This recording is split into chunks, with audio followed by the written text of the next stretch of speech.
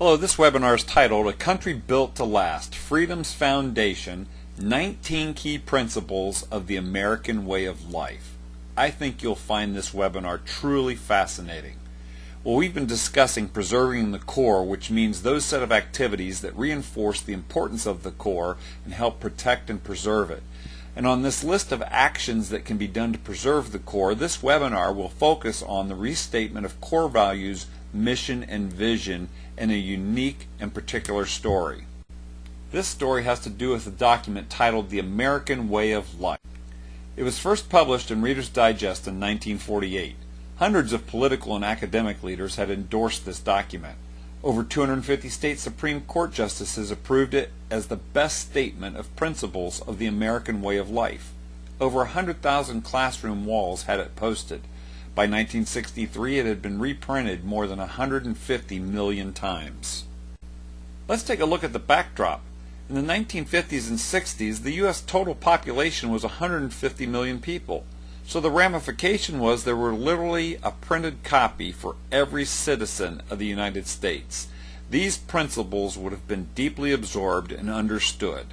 So let's take a look at these 19 key principles of the American way of life. Firstly, the two foundational rights that support all the others: a fundamental belief in God and constitutional government designed to serve the people.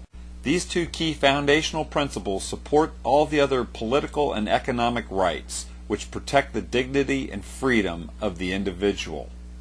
Let's take a look at the 10 fundamental political rights that are built on these two foundation stones. First, worship God in one's own way. Free speech and press. Peaceful assembly. Petition for redress and grievances. Privacy in our homes. Due process of the law with no excessive bail. Trial by jury, that is, you're innocent until proven guilty, that people are able to move about freely, domestically and abroad, own private property, and then free elections and secret ballot.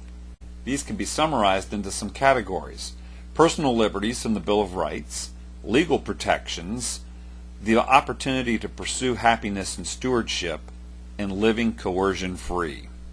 This document also identified 7 fundamental economic rights: to work in callings and locations of our choice, to bargain with employers and employees, to start a business, compete, and make a profit, to bargain for goods and services, to contract for our affairs, that government is to serve as protector and referee, and that there's no arbitrary government regulation and control.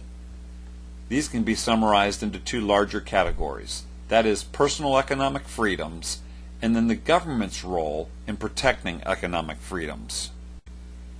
Why are these principles important to preserve?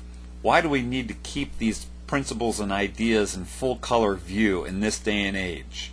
Well, without economic freedom, individuals will never fully experience their personal and political freedoms.